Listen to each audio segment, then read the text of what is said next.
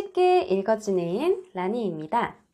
네, 우리 저번 시간까지 하나님께서 모세에게 율법에 대해서 쫙 불러주셨잖아요. 그리고 나서 이제 이스라엘 백성들이랑 하나님 사이에 언약을 체결하고 모세가 다시 시내산으로 올라갔어요. 그래서 시내산에서 40일을 지냈다고 하는데 그 40일 동안 하나님께서 이번에는 그 자신을 예배할 수 있는 성소를 지으라고 이제 지시를 내리시는데요. 그 내용이 또 아주 상세하게 하나님이 직접 막 진짜 디테일하게 막 하나하나 알려주시거든요. 그 내용에 대해서 출애굽기 25장을 읽어볼 거예요.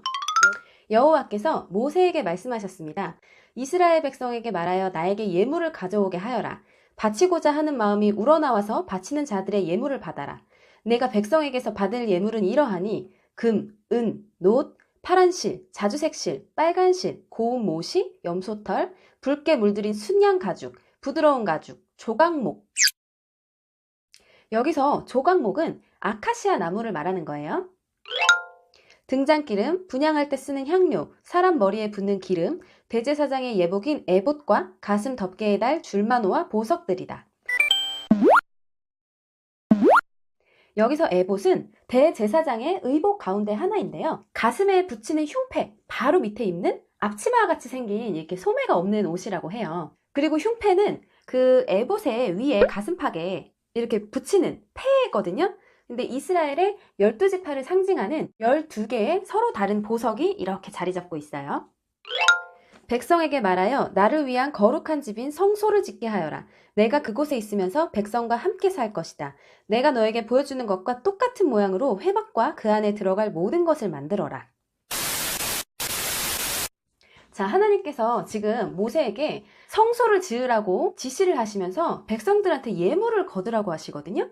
그런데 여기서 중요한 거는 지금까지는 하나님이 전부 다 직접 일을 하셨어요. 이스라엘 백성들을 출애굽을 시키신 것도, 홍해를 반으로 가르신 것도, 막 불기둥, 구름기둥으로 백성들을 인도하시고 만나와 메추라기로 먹이시고 바위에서 물이 나오게 하신 것도 다 하나님이 직접 하신 거잖아요. 모세의 그 입을 통해서. 그런데 여기서 성소를 짓기 위해 그 필요한 물품들을 백성들에게 구해오라고 하신다? 그래서 좀 궁금하죠? 여기서 하나님께서 이 재료들이 본인이 그게 정말 필요하시고 구할 수 없어서 백성들한테 이거를 거두라고 하신 걸까요? 천지 만물을 다 창조하신 분인데 그냥 입 한 번 뻥끗하면 모든 게 다 만들 수 있으신 분인데 성막을 직접 만드시는 게 어려워서 지금 백성들한테 시키시는 게 아닌 거라는 거는 다들 아시죠? 그러면 여기서 하나님께서는 왜 이 일만큼은 직접 하지 않으시고 재료를 구하는 것부터 짓는 것까지 전부 다 백성들에게 시키셨는지 그 이유를 우리가 알고 넘어가야 돼요. 우리가 아이들이랑 뭘 이렇게 같이 협동해서 뭔가를 이렇게 만들거나 이렇게 해내려면 솔직히 좀 힘들잖아요. 얘네들 일일이 다 챙겨야 되고 알려줘야 되고 잘못한 거 있으면 바로 잡아줘야 되고 솔직히 더 방해가 되면 됐지. 혼자서 하는 게 더 속 시원하지. 그렇지 않아요? 그럼에도 불구하고 왜 직접 참여를 하게 하느냐. 그렇게 직접 경험을 해야 이 아이가 더 배울 수가 있고 직접 스스로 느낄 수가 있잖아요. 그리고 또 함께 만들면서 교제를 하잖아요. 더 가까워질 수 있잖아요. 이 아이랑. 그쵸? 그래서 하나님께서도 이스라엘 백성들이랑 더 가까워지고 싶고 교제하시려고 더 많은 걸 알려주고 싶고 그러시기 위해서 이렇게 하신 거거든요. 이 백성들의 이들의 마음을 받으시길 원하셨던 거예요. 그래서 절대적으로 이제 기쁜 마음에서 스스로 우러나와서 바치는 사람들의 예물만 받겠다고 하셨어요. 한마디로 막 어려운 사람들한테 부담을 줘가면서 세금처럼 이렇게 막 다 무조건적으로 이렇게 뜯어내는 그런 개념이 아니라 정말 자원하는 마음으로 정말 기쁜 마음으로 내는 예물만 받겠다고 하신 거죠. 억지로 내는 거는 줘도 안 받아. 이런 느낌 아시죠? 그래서 이렇게 해서 기쁜 마음으로 예물을 낸 사람들은 하나님께 그거에 정말 수천 배에 달하는 복을 더 받을 수가 있어요.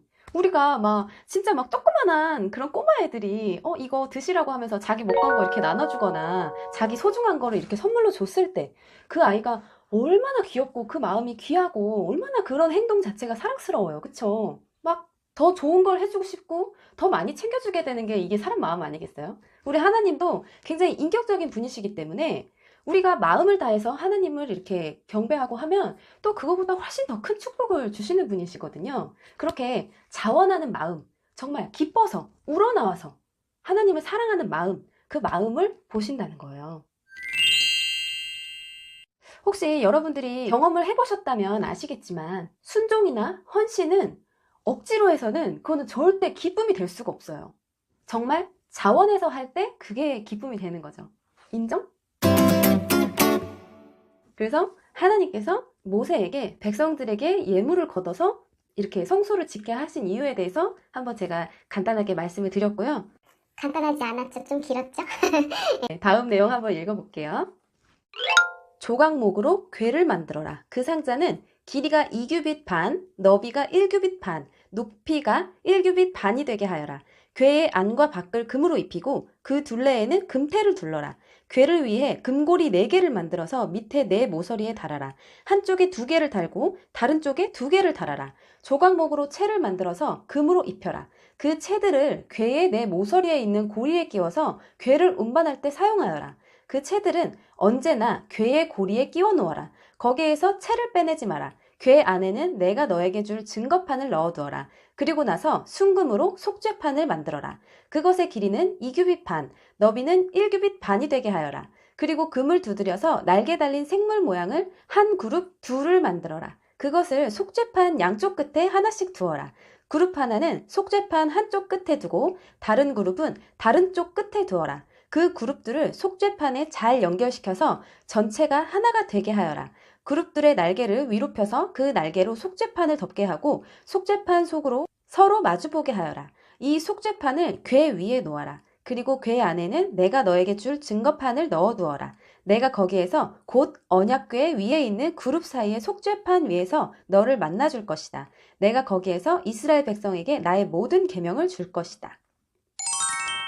자, 하나님께서 이제 이 성막 안에 안치할 기물들에 대해서 하나씩 설명을 해주시는데요. 그 중에 첫 번째가 언약궤입니다. 가장 중요하고 가장 거룩해요. 왜냐하면 이 궤 안에 하나님께서 주시는 그 10계명의 율법이 적혀져 있는 돌판이 들어가거든요. 그러니까 하나님의 계명을 보관하는 궤인 거예요, 궤. 그래서 성막에 있는 여러 가지 기물들 중에서 얘가 가장 중심이 되고요. 아카시아 나무로 만들어서 순금을 안팎으로 덧입히는 거예요. 그리고 이 궤를 운반할 때에는 절대로 손으로 만지면 안 되고 레위 사람들이 이렇게 어깨에 메고 운반을 하게끔 되어 있어요. 그래서 이렇게 고리를 달아가지고 그 안에 이제 이게 나무 대 같은 걸 껴서 이렇게 어깨에다가 지고 가야 된다는 거죠. 그리고 이 언약궤는 가장 거룩하게 취급받았기 때문에 성막의 가장 깊숙한 안쪽에 지성소에 보관을 했어요. 이 지성소에는 대제사장들만 들어갈 수 있는 공간이에요. 그러니까 성막이 이렇게 있는데 그 중에서도 제일 깊숙한 곳에 약간 이제 은밀하게 아무나 쉽게 다가갈 수 없게 이렇게 만들어 놨다는 거죠. 그리고 나서 하나님께서 또 속죄판을 만들게 하시는데요. 이 속죄판의 사이즈가 언약궤의 사이즈랑 똑같아요. 보시면은 너비가 1규빗 반, 높이가 1규빗 반, 길이가 2규빗 반. 그러니까 2규빗 반은 약 1.12m에 해당하고요. 1.5규빗은 약 0.67m, 1규빗은 약 45cm에 해당해요. 그래서 약 이렇게 한 1m 조금 넘으니까 요 정도의 한 요만한 직사각형 형태의 높이는 한 70cm 정도? 아무튼 그 정도 사이즈라고 합니다. 그래서 그 언약궤 안에다가 하나님께서 주신 그 돌판, 여기 성경에는 증거판이라고 나와 있는데 그거를 이제 보관하고 그 위에 속죄판으로 뚜껑을 이렇게 덮는 거예요. 근데 이 속죄판은 마찬가지로 금으로 덧입힌 다음에 양쪽에 약간 새 모양을 하고 있는 약간 수호천사의 개념, 그런 형상으로 이렇게 두 마리가 이렇게 마주보게끔 이렇게 새의 날개가 이 뚜껑을 덮고 있고 둘이 마주보고 있고 얼굴은 이 언약궤를 향하게끔 그런 식으로 제작을 하시라고 또 아주 상세하게 사이즈랑 막 이런 것까지 다 말씀을 해주시는데요. 이 속죄판 위에서 내가 너를 만나줄 것이다 라고 말씀을 하시거든요. 그래서 이 속죄판을 일명 시은좌라고도 불리우는데요. 시은좌는 속죄의 은총을 베푸시는 하나님의 보좌라는 뜻이래요. 나중에 가면 제가 조금 더 자세하게 설명을 드릴게요. 아직은 이제 성막의 그 설계도 진짜 완전 극초반인데, 지금 오늘은 아직 그 상이랑 등잔대 내용이 남아있는데 너무 영상이 길어질 것 같아서 25장은 제가 특별히 2번에 걸쳐서 나누어서 영상을 좀 올려드릴게요. 대신에 바로 연속해서 올려드릴 테니까 같이 연속 이어서 보시면 될 것 같아요. 너무 영상이 또 길어지면 또 힘드니까 서로. 그죠? 그래서 오늘은 출애굽기 25장 그 성막의 건축에 대한 서두를 읽어봤고요. 이 성막이 그 시사하는 바가 굉장히 크기 때문에 이것 또한 역시 되게 중요한 내용이거든요. 그래서 다음 시간도 꼭 잊지 마시고 놓치지 마시고 시청해주세요.